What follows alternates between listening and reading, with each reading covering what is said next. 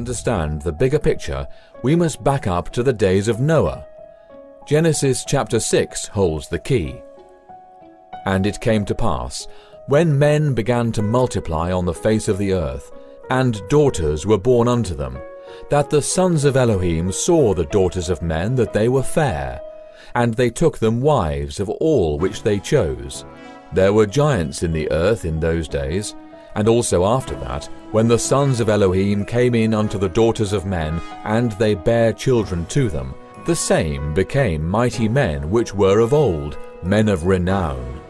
Genesis chapter 6, verses 1 to 2 and verse 4.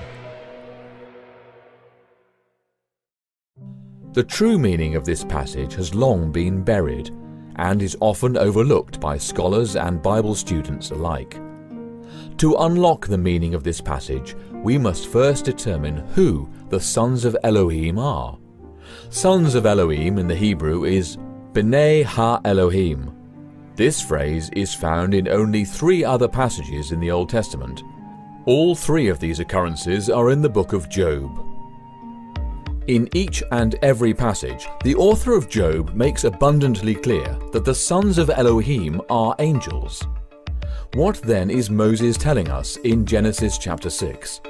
Plainly stated, Moses is saying that angels cohabitated with earthly women and that their offspring were giants, or Nephilim, in the Hebrew text, Strong's H5303. As outlandish as this may sound to some, this is what the text says. The strange events recorded in Genesis chapter 6 were understood by the ancient rabbinical sources, as well as the Septuagint translators, referring to fallen angels procreating weird hybrid offspring with human women, known as the Nephilim. So it was also understood by the early church fathers. These bizarre events are also echoed in the legends and myths of every ancient culture upon the earth. The ancient Greeks, the Egyptians, the Hindus, the South Sea Islanders, the American Indians, and virtually all the others. Because Scripture does not mention a second instance of angels cohabitating with women, and because the Nephilim resurfaced after the flood, it must be deduced that the Nephilim genetics somehow survived the flood. It was 100 years after the great flood of Noah. The sons of Noah, namely Shem, Ham, and Japheth, divided the known parts of the earth among themselves. They picked their lands by casting lots and took possession of their respective lands. In the centuries that followed, all the colorful and forbidden acts that Ham and his sons indulged in made them the heroes of Egyptian, Greek, Indian, and Roman mythologies. It all started when some of Ham's descendants intermingled with the fallen angels, like in the times before the flood. And once again, giants were born. Sounds far-fetched, doesn't it? Hear this out. Ham had a son named Canaan. His descendants were called Canaanites after his name. As late as 1600 years before Christ, the Bible reports that the Israeli spies who returned from Canaan lamented of the sheer size of the Canaanites, saying, "We look like grasshoppers in front of them." Some of Ham's descendants were giants indeed. Ham also had another son named Cush. His descendants had settled in the sub-Saharan region of Africa. According to their tradition, in the days after the Great Flood, Cush traveled with his family up the Nile River until they reached the Atbara plain, from where they could see the Ethiopian tableland. There they ascended and built the city of Axum. Then Cush traveled to Sumeria. There is a city named after him called Kish. There is also a mention of this city in the Sumerian king's list. It reads, "After the flood had swept over and the kingship had descended from heaven, the kingship was in Kish."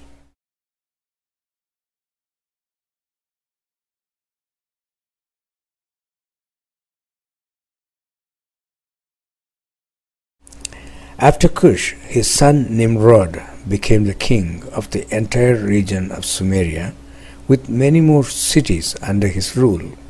He is worshipped as Shiva in India today.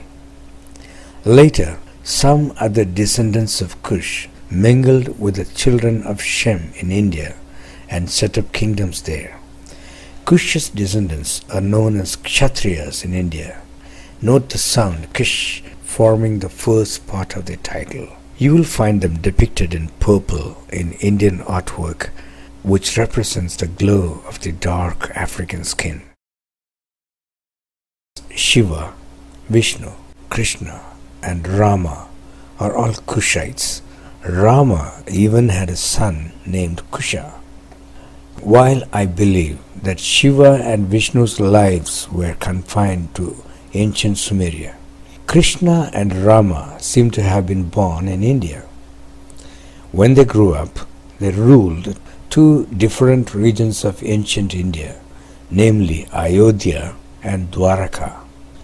Buddha, being a Kshatriya, was another popular descendant of Kush. Rama and Krishna were deified and people worshipped them. Many centuries later, when their exploits were compiled by poets like Valmiki and Vedvyas, they enriched their accounts with embellishments such as Hanuman flying around with a mountain in his hand. It is safe to say that both the Greek and the Hindu mythologies are made up of Ham's descendants. In all this, what impresses me the most is how these genealogies always lead to Noah. Every culture has a flood story. Many of these stories refer to the giants before the flood, just as the Greeks refer to the gods, the Titans and the Olympians. Many scholars are making the association of these Greek gods with the Nephilim and the fallen angels from the Genesis account. The Titans being the fallen angels, or as the Book of Enoch calls them, Watchers, and the Olympians being the Nephilim. But the discussion of giants on Earth goes much further and more deeper than just this comparison. Now, if you study classic Greek mythology, you run into the Titans. These creatures in the legends and the myths were partly terrestrial and partly celestial. They rebelled against their father Uranus, and after a prolonged contest were defeated by Zeus and condemned where? Into Tartarus. Do you see a parallel brewing here? I'm going to suggest to you that the legends of the ancient Greeks embody the truth of what really happened in the past, that there were these strange creatures generating hybrids that the Greek called Titans. Every one of these cultures have legends of the star people. These people that came, these gods or demigods, whatever, came and cohabited with women and produced hybrids. The Book of Enoch is one of the many ancient writings which depicts the Nephilim and their deeds. In 1947, a wandering shepherd stumbled on some writings, tucked away in several caves overlooking the Dead Sea. This collection, lost for almost 2,000 years, became known throughout the world as the Dead Sea Scrolls. Included in the scrolls is a hidden book lost for centuries which included fallen angels, bloodthirsty giants.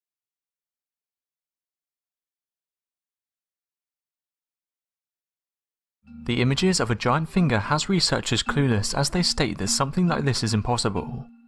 Yet the finger found in Egypt seems to be the real deal, as the finger even has a certificate of authenticity in X-ray images. The images displayed were taken in 1988 and were published by one of Europe's leading newspapers. Could this be evidence that points towards the existence of giant beings that walked the earth in the distant past?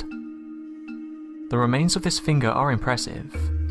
It's a huge mummified humanoid finger that is 38 centimeters in length.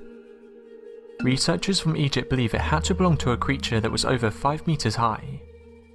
Only a few people got to take images of this incredible artifact in 1988. The owner of this giant finger was, according to Gregor Spory, a grave robber that acquired the piece while searching through a tomb. Paiute Indians, for example, in Nevada spoke of a race of red-haired giants called the Siddika that were 7 to 10 feet tall. They were said to be cannibals that preyed on the native population. That is, until, according to their history, they chased them into a cave, the same cave in which their remains were found centuries later, and lit a very large fire at the mouth of that cave to suffocate them inside. All the skeletons found inside had long red hair.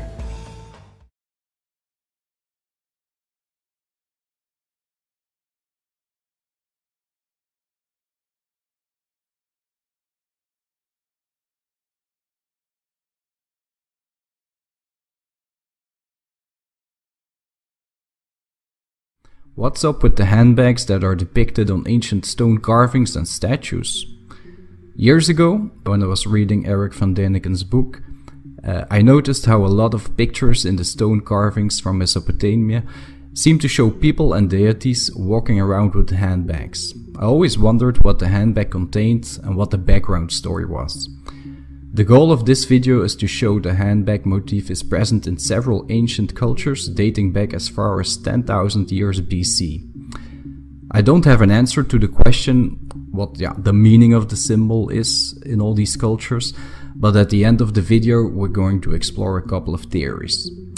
I'll start with the pictures from ancient Egypt and Mesopotamia, since these are the most known to people. Mesopotamia was the historical area between the two rivers, the Tigris and the Euphrates. It contains parts of Iraq, Syria, Turkey and Kuwait. This area is known as the cradle of civilization. To use the chronological order, we'll have to start with the recent archaeological discovery of Göbekli Tepe, which was excavated by a team of archaeologists led by Klaus Schmidt in 1996. Göbekli Tepe is situated in Turkey and is believed to be an early Neolithic sanctuary used as a holy site dating back as far as 10,000 BC. During the excavation, this interesting stone carving was discovered. You can clearly see a stylized depiction of 3 handbags. That's only the start for a handbag mystery throughout ancient times. The handbag is also connected to the history of the Anunnaki, who represent a group of deities in ancient Mesopotamia. During the times of the Sumerians, the Phoenicians, the Assyrians and the Etruscans, the handbag motif is dominating stone carvings and statues, as we can see from these examples. To my knowledge, there's no stone carvings in ancient Egypt that depict people or deities carrying a handbag. But of course, we all know the image of people carrying around the Ankh. According to most Egyptologists, the Ankh represents life and is often seen in the proximity of a deity, and in most cases the deity will be carrying the Ankh. Is it possible that the Ankh represents the same symbol as the handbag in Mesopotamian cultures? Now, let's cross the ocean to South America, where the handbag motif is also very noticeable. At the archaeological site La Venta in Mexico, this interesting stone carving was found. It clearly shows us a man carrying a handbag that looks very familiar. How did the symbol cross the ocean, and why is it, again, depicted in so many important stone carvings and statues? Another example of the handbag can be found in Tula, another archaeological site situated in Mexico that was developed during the times of the Toltecs after the fall of Teotihuacan.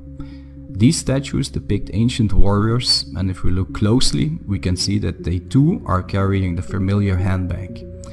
In several Mexican museums, you can find numerous other examples. Even in Indonesia, we found ancient stone carvings with a stylized version of the handbag. So, now we have established the fact that the handbag is a very present motif in ancient art, but we haven't answered the question what this symbol means. To this day, there's no clear answer why ancient art put so much focus on this item. One theory suggests that the handbag is the tool used for gathering food, like berries, small animals, eggs, etc. And that's the reason why it was so important to these cultures.